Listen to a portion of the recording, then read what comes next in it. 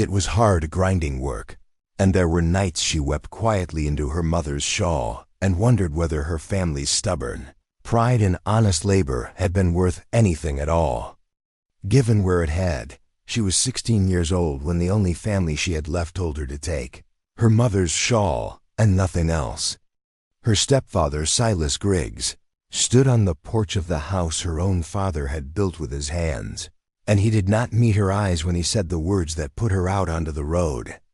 He said the debts were his now, the land was his now, and a girl with no blood tied to him was a mouth he no longer owed feeding. She had $4 sewn into the hem of her dress, a mother 12 days buried, and nowhere in the world that wanted her.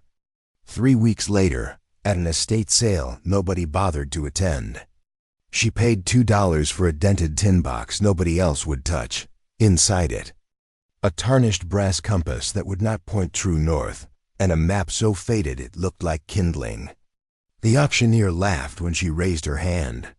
He did not know that compass held a secret sealed inside its casing for 11 years. A secret that would lead her up a forgotten trail into the mountains above Coldwater Bend, to a truth that would save an entire town from a thirst it did not know had been stolen from it. Settle in, and let us tell you the story of Ada Hale, if you are watching this from somewhere that feels forgotten tonight. Somewhere overlooked and passed by. Tell us in the comments, because this story is for you. Ada Hale had been born in the spring of 1871 in a cabin at the foot of the Wind River Range, in a stretch of high, dry country that would only later come to be called Coldwater Bend, after the creek that ran cold and sweet through its center, even in the driest months of August.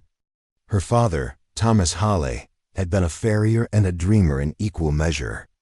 A man who could shoe a horse in the morning and spend the evening poring over surveyor's charts he had no formal right to own, chasing rumors of shorter trails and hidden passes the way other men chased gold. It was from him that Ada learned to read a map, the way other children learned their letters, not merely as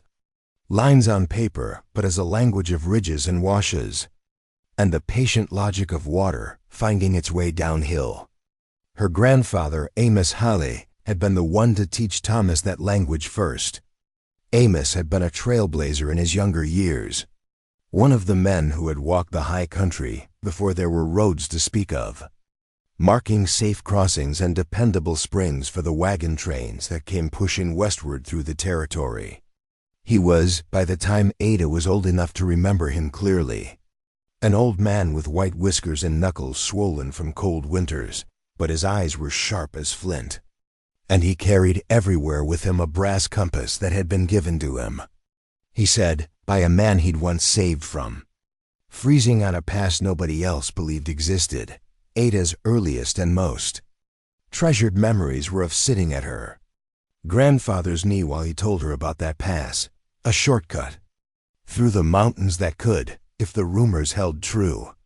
cut the punishing 3-day wagon haul between Coldwater Bend and the rail junction at Prescott Forks down to less than a single day. He called it the Old Miner's Cut, though no one else in town seemed to remember it or credit that it existed at all. Aeneas had found it, he said, in the summer of 1876, following a trail so overgrown and forgotten that even the elk no longer used it. He had marked it on a map of his own making, the paper now soft as cloth from handling, and he kept that map folded inside the case of his brass compass, as though the two objects were halves of a single whole. He told Ada that a good trail was a kind of promise, that somewhere, someone had walked a hard way once so that others would not have to walk it blind. She did not fully understand what he meant by that until she was much older, but she never forgot the reverence in his voice when he said it. Her mother, Sarah, was a seamstress of rare and quiet skill, and it was from her that Ada inherited a patience for slow, careful work, for taking apart something broken and understanding, stitch by stitch, how it had once been whole. Sarah taught her daughter to mend not only cloth but attitude, to face hardship the way one faced a torn hem, without panic, without waste, looking only for the next honest stitch. The Hale household was not wealthy, not by any measure the town would recognize, but it was rich in the particular currency of people who loved each other plainly and worked hard, and asked little of their neighbors beyond fair dealing. Thomas Hale died of a fever when Ada was 11, and Amos, already stooped with age, followed him 2 winters later, found peacefully in his chair with the brass compass still resting in his open palm, as though he had been holding it when his heart simply stopped. The family buried him on a rise above the creek, in sight of the mountains he had once walked alone, and Ada remembered standing at that grave promising herself, in the fierce private way children make such vows, that she would never let his trail be forgotten the way the town seemed determined to forget it. But grief does not pay debts. And in the years that followed, the Hale womenfolk found themselves increasingly dependent on the goodwill of a rancher named Cyrus Vane, a man who had arrived in Coldwater Bend not long after Ada's birth and had, through patience and shrewd acquisition, come to own most of the grazing land north of the creek and, more importantly, the deed to the only reliable spring that fed water to the lower valley farms during dry years. Sarah Hale, widowed and struggling, had borrowed against the family's small plot more than once to see her daughter fed and clothed. And when she remarried 3 years after Thomas's death, to a itinerant blacksmith named Silas Griggs, who arrived in town with charm enough to mask a gambler's restlessness, it was in no small part an act of desperation dressed up as practicality. Silas was not a cruel man in the ordinary sense, but he was a weak one, easily flattered, easily indebted. And within 2 years of the marriage he had signed away the last of the Hale land to Cyrus Vane in exchange for gambling debts he dared not speak of. Sarah Hale died of a lung fever in the harsh winter of 1887, worn thin by worry as much as by illness, and 13 days after they buried her, Silas Griggs told his stepdaughter that the arrangement between them had died along with her mother. Ada left the only home she had ever known with $4, a shawl that still smelled faintly of her mother's lavender water, and a fury she did not yet know how to carry without it curdling into despair. She found lodging above the mercantile in town, trading laundering and mending work for a narrow cot and a share of supper, and she took in sewing from any household willing to overlook that she was young, alone, and newly poor. Left her, but she did not sell what little she still owned, and she did not beg, and slowly, through the late winter and into the spring of 1888, she built herself a small and careful independence. Coin by hard-earned coin. It was in early May that word went round town that the last of the Hale family effects, the odds and ends that had been stored these past years in the Griggs barn, unwanted by Silas and finally cleared out to make room for a new milk cow, were to be sold off at auction on the mercantile porch, the proceeds going toward a debt Silas still owed the feed store. Ada told herself she would not attend. It would only wound her, she reasoned, to watch strangers paw through what remained of her father's and grandfather's belongings for the price of pocket change. But some pull she could not quite name drew her there anyway, and she stood at the back of the small gathered crowd, arms crossed against the morning chill, and watched as a dented tin box was set upon the auction table almost as an afterthought, the auctioneer barely glancing at its contents before calling for bids. Inside that box, though no one else seemed to know or care, was her grandfather's brass compass and the soft, folded map that had lived inside its case for as long as Ada could remember. The auctioneer, a portly man named Otis Fenwick, who ran the feed store and moonlighted at every sale in the county, held the compass up for a moment, gave its needle an idle spin, and remarked with a chuckle that it didn't even point true anymore. Likely rusted through, good for nothing but a paperweight. A ripple of polite laughter went through the small crowd. Nobody bid. Ada felt something rise in her chest that was not quite anger and not quite grief, but some fused and burning thing between the two. And before she had fully decided to speak, She heard her own voice offer $2 for the box entire. Otis Fenwick looked mildly surprised that anyone wanted it at all, and sold it to her without ceremony. Glad, she suspected, to be rid of the clutter. She carried the tin box back to her room above the mercantile with her heart hammering in a way she could not entirely explain. And that night, by the light of a single tallow candle, she opened the case of the old compass for the first time in years. The needle, as Otis had said, would not settle to true north. It swung and wavered as though confused, or as though something inside the casing itself were pulling at it. Ada turned the compass over in her hands, running her thumb along the seam where the brass case met its glass face. And it was in doing so that she noticed what years of handling had never before revealed to her: a hairline seam along the compass's underside,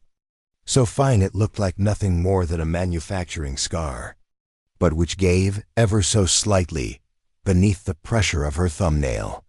She worked at it with the point of her sewing scissors until the false bottom of the compass casing came loose. And inside, folded so small it had survived unnoticed for over a decade, was a second piece of paper, not the familiar trail map she remembered from childhood, but something else entirely, a page torn from a surveyor's notebook, covered in her grandfather's careful hand, dated the 14th of September, 1876. The page spoke, in Ada Hale's plain and unadorned language, of a spring he had discovered high above the old miner's cut, a source so pure and so abundant that it could, properly channeled, water the entire lower valley through even the cruelest drought, and of a rock slide, several years later, that had sealed the trail to it entirely. But it was the final lines on the page that made Ada's breath catch. Her grandfather had written that the rockslide had not been an act of nature at all, that he had watched it happen from a ridge a half-mile distant, and that he had recognized even from that distance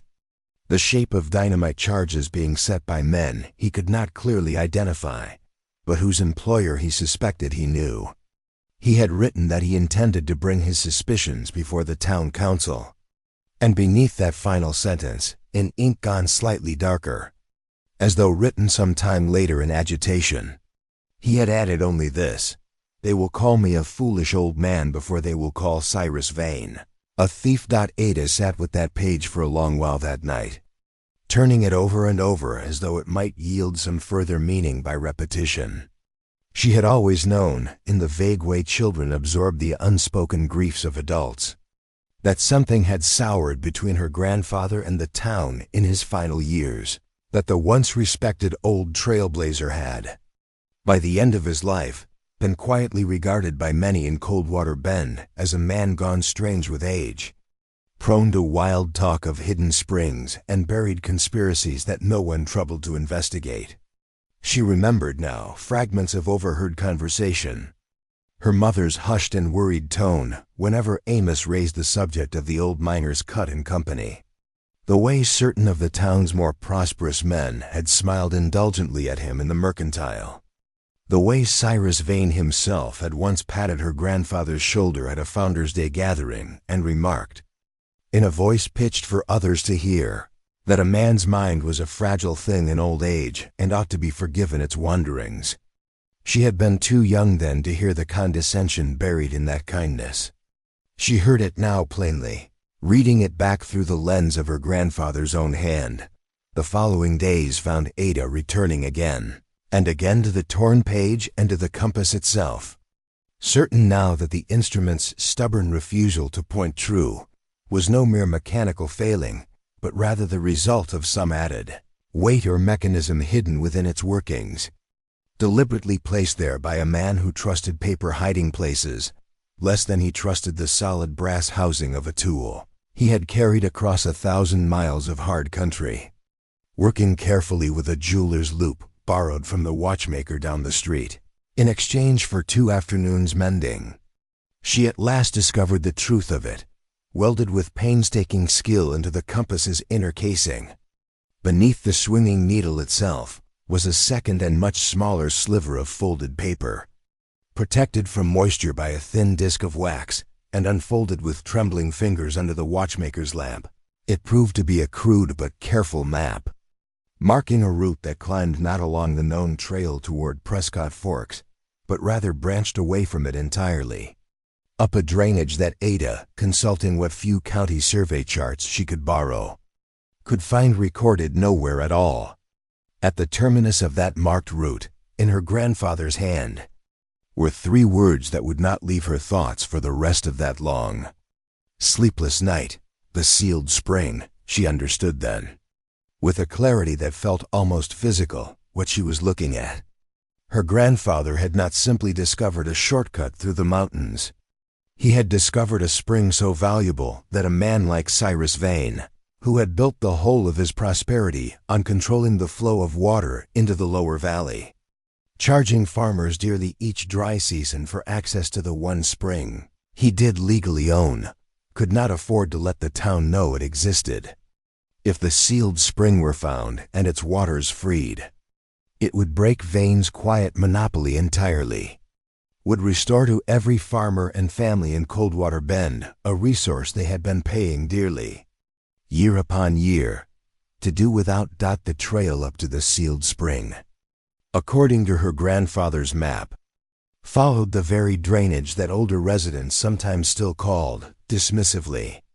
the Forgotten Trail, a route so disused since the rockslide of 1881 that it had passed almost entirely out of living memory,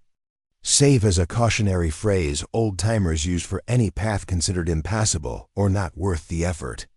Ada spent the better part of a week gathering what supplies her small savings could afford: a sturdy pair of boots from the mercantile, purchased on credit against future mending work, a coil of good rope, a hand axe, enough hardtack and dried meat to sustain a journey of several days,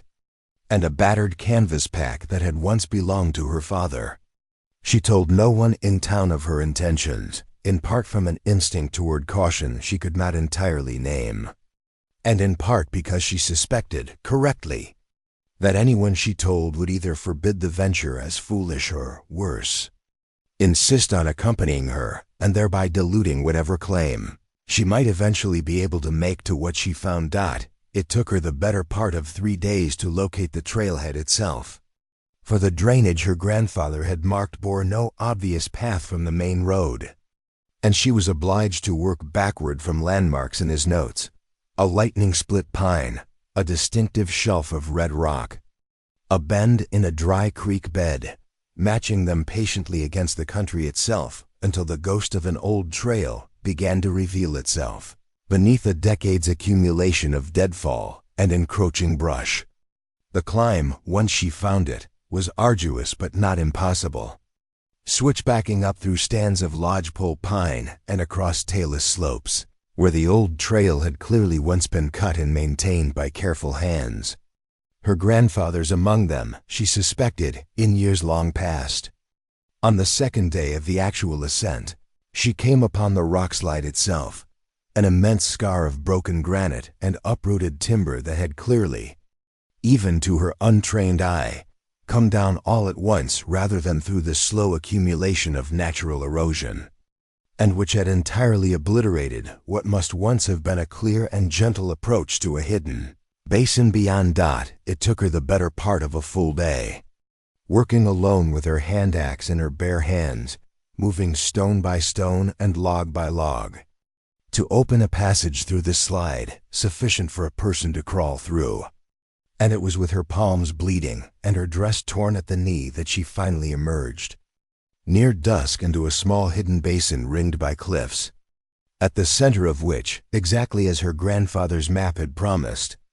lay a spring of water so clear and so cold that she could see every pebble on its bed from a dozen feet away, feeding into a natural stone basin before disappearing again beneath the rubble that Vane's men, all those years ago, had used to bury it from the world. Beside the spring, tucked into a natural alcove in the cliff face and protected by a crude but effective covering of oiled canvas that had somehow survived a decade of mountain weather, Ada found a small cairn of stones her grandfather had clearly built himself, and beneath it, sealed in a tin similar to the one that had held the compass, a full accounting in his own hand, dates, names, and a careful narrative of everything he had witnessed the day the slide came down, including the names of 2 men since departed from the territory, whom he had recognized working alongside Vane's own foreman on the ridge above the basin the week before the blast. It was, Ada understood as she read it by the light of her small campfire that night, precisely the kind of evidence that might once have vindicated her grandfather entirely, had he lived to see it acted upon, and precisely the kind of evidence that a man like Cyrus Vane would go to considerable lengths to see destroyed, should he learn of its survival. Ada returned to Coldwater Bend 4 days after she had left it, weathered, thinner, and carrying inside her father's old canvas pack a truth she understood, now carried both the power to restore her family's name and the power to make her, in the eyes of a man like Vane, a considerable inconvenience. She said nothing of what she had found to anyone in those first days back, working quietly at her mending while she considered how best to proceed, aware that Vane's influence extended not only over the town's water but over its bank, its feed store, and no small number of its council seats besides. It was the town blacksmith, an old friend of her late father's named Ezra Combs, who first noticed the change in her, the new watchfulness in her manner, the careful way she began asking around, seemingly idle, about who among the old-timers still remembered the rockslide of 1881 and what they recalled of it. Ezra, who had never much cared for Cyrus Vane, and who remembered Amos Hale as a man of scrupulous honesty, was the first person Ada trusted with the truth, and it was his quiet counsel that persuaded her against confronting Vane directly,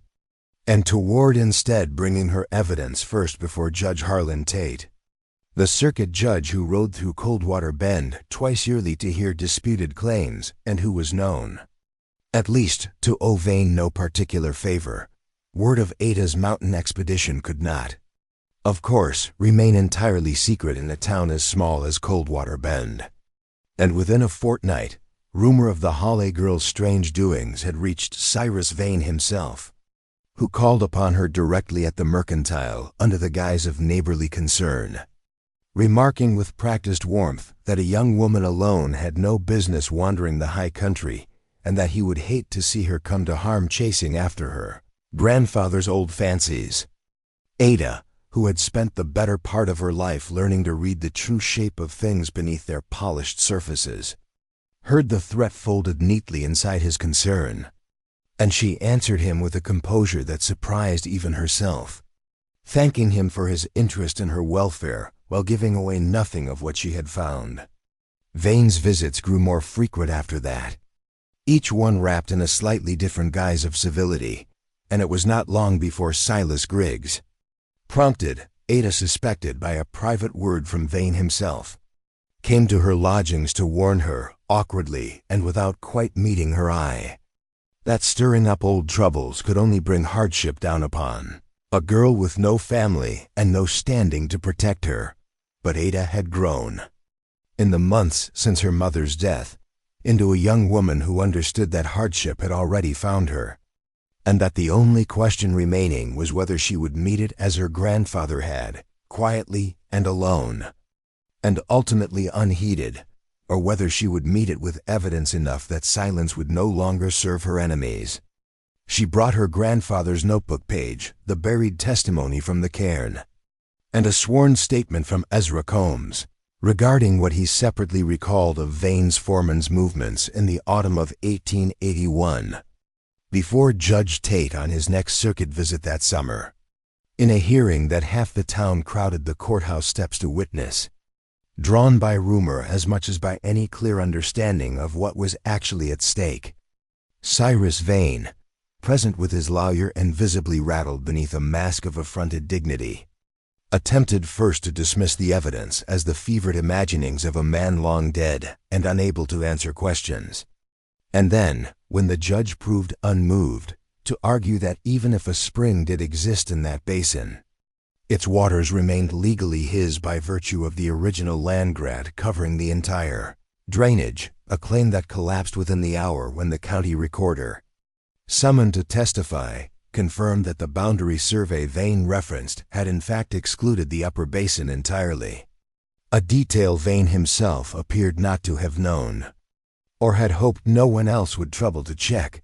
Judge Tate's ruling, delivered 2 days later, restored the sealed spring and the water rights attached to it to the public commons of Coldwater Bend, to be administered by a town water board rather than any single private owner, and further recommended, in language that left no ambiguity as to his private opinion of the matter, that the events surrounding the original rockslide merited further inquiry by the territorial authorities. Cyrus Vane did not face criminal charges in the end. The men who might have testified most directly against him had long since scattered to parts unknown, and the passage of years had softened what evidence remained to something short of prosecutable certainty. But the judgment broke. In a single afternoon, the quiet monopoly he had built over a decade, and word of his attempted deception traveled through the territory with a speed no amount of his remaining wealth could outrun. Within a year, unable to secure credit from a bank now wary of his reputation, and shunned by neighbors who had for years extended him deference out of fear rather than respect, Cyrus Vane sold his remaining holdings and left Coldwater Bend for good, a departure the town noted with considerably less ceremony than it had once afforded his arrivals. Ada Hale did not seek, in all of this, any personal claim upon the spring itself, though the law would have entitled her to press one as her grandfather's rightful heir. She asked instead only that the town's new water board name the spring for him the Holly Spring. It is called to this day, and that a portion of the reclaimed trail be cleared and maintained as a public path, so that the way to it might never again pass out of memory the way it had before. The farmers of the lower valley, freed at last from the dry season tolls they had paid for years without ever quite understanding why the town's own creek ran short each August, dug the irrigation channels themselves that autumn, neighbor helping neighbor in a manner Coldwater Bend had nearly forgotten it was capable of. And it was Ezra Combs who remarked, watching the first clear water reach the lower fields, that Amos Hale had spent his whole life finding paths other men were too afraid or too comfortable to walk, and that his granddaughter, it seemed, had inherited rather more from him than a broken compass and a stubborn streak. Ada Hale had been 16 years old, cast out with $4 and a shawl that smelled of lavender, when she paid $2 for a dented tin box nobody else in Coldwater Bend thought worth the bidding. She had not known, standing at the back of that small indifferent crowd, that inside a compass whose needle no longer pointed true, her grandfather had hidden not merely a map, but a truth he had died without seeing vindicated, that a forgotten trail, cleared stone by bleeding stone, could lead not only to water long buried beneath a decade of silence, but to the restoration of a name, a family, and a town's understanding of what it owed to the quiet, overlooked people who had once walked its hardest ground so that others might not have to. What the town had once dismissed as an old man's fancy, and later as a girl's foolish errand, became instead the very thing that saved it from the slow thirst it had learned, wrongly, to accept as the natural order of things. Ada Hale did not do it for wealth, and she did not do it for vengeance, though both had, at times, been within her reach. She did it because a compass in her hand had once belonged to a man who taught her that a good trail is a promise, and because she had decided, somewhere on that long and lonely climb, that she would rather keep her grandfather's promise than let it be buried alongside him.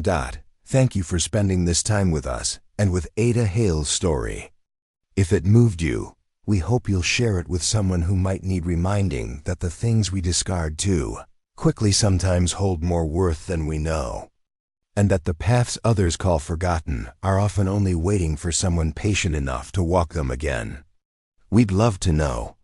Has there ever been a time in your own life when you found real value in something everyone else had written off? An old object, an old idea, or even an old hope? Tell us in the comments below. We read everyone, and your stories are part of what makes this small corner of the internet feel like a fireside worth returning to. Until next time, stay close